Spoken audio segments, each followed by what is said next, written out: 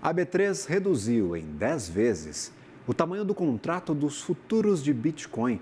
A mudança foi aprovada pela CVM e tem como objetivo aumentar a liquidez do mercado, reduzir custos e permitir também estratégias mais sofisticadas. Para falar mais sobre este assunto, essa novidade, converso agora com o Marcos Iskistmas. E aí você me ajuda com o seu sobrenome, meu amigo, por favor. Diretor de produtos da B3, seja bem-vindo, meu cara. Tudo bem, Gabriel? Boa tarde a todos. Obrigado de novo por essa oportunidade. Marcos Esquichas. Tá maravilha, tá feita aí a Legal. correção, meu caro. Qual que é o objetivo principal? Eu falei aqui, tem três possibilidades, o que isso abre de portas para o mercado se desenvolver no uso de futuros de Bitcoin. Por que vocês pensaram nessa alternativa? O que vocês vêm percebendo do uso do produto nas plataformas da B3, pelo mercado financeiro desde a sua criação, que pedia talvez essas alterações pontuais? Basicamente, Gabriel, o nosso objetivo é democratizar o acesso aos investidores, né?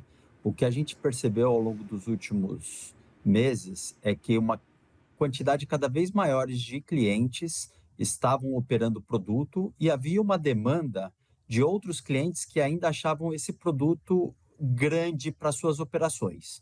Então, a B3, no movimento estratégico de democratizar o acesso e dar oportunidade que todos os investidores consigam operar esses criptos, ela diminuiu o tamanho do Bitcoin.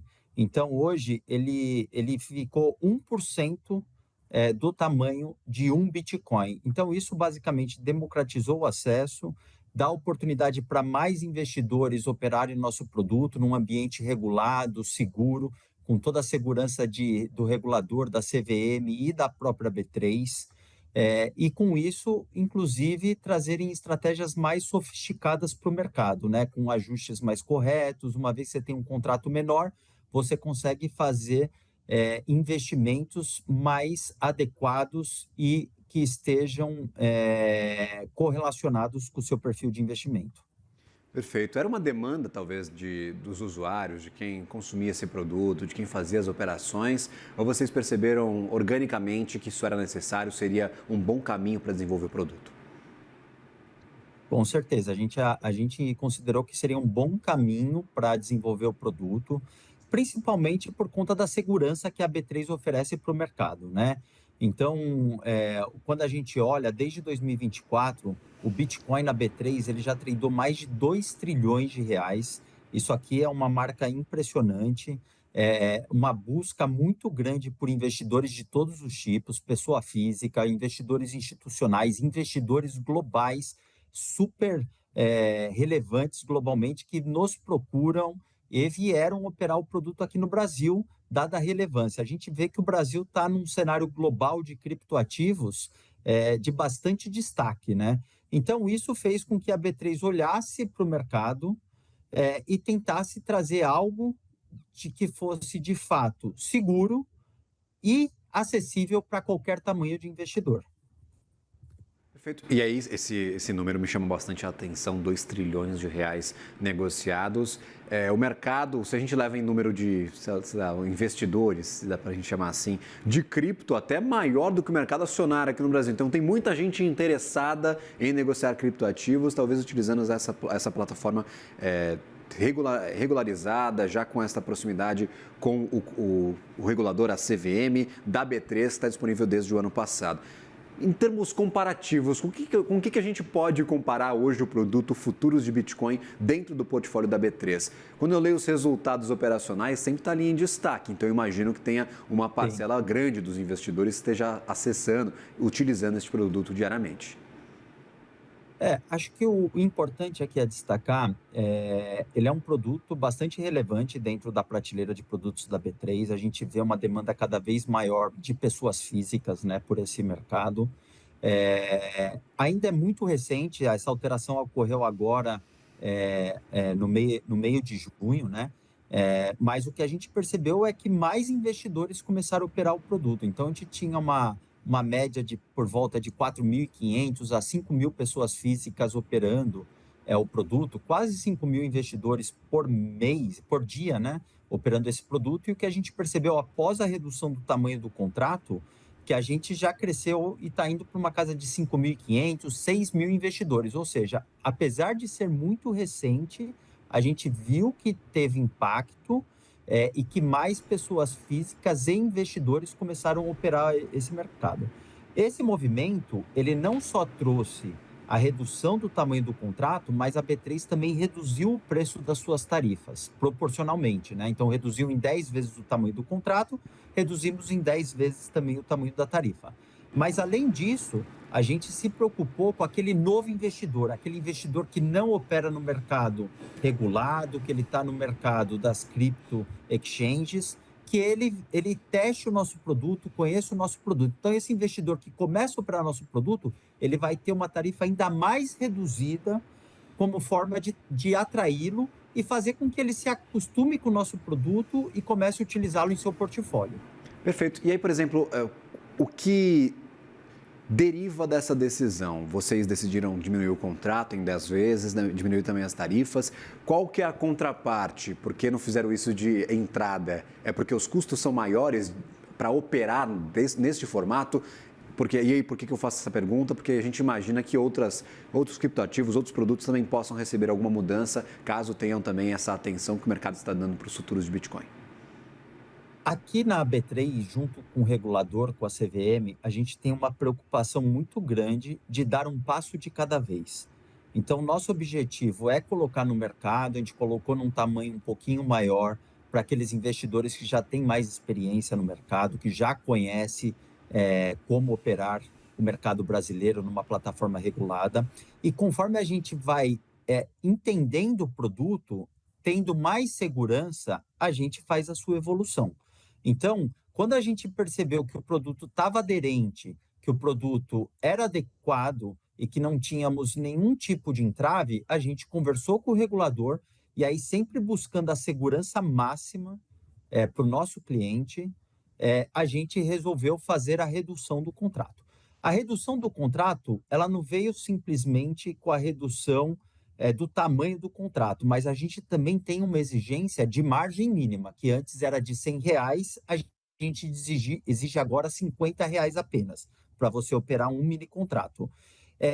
A gente reduziu em 10 vezes, mas reduziu pela metade a margem. Isso mostra a diligência da B3 do mercado regulado em reduzir também a alavancagem do produto. A gente reduziu um pouco a alavancagem do produto. E por que isso?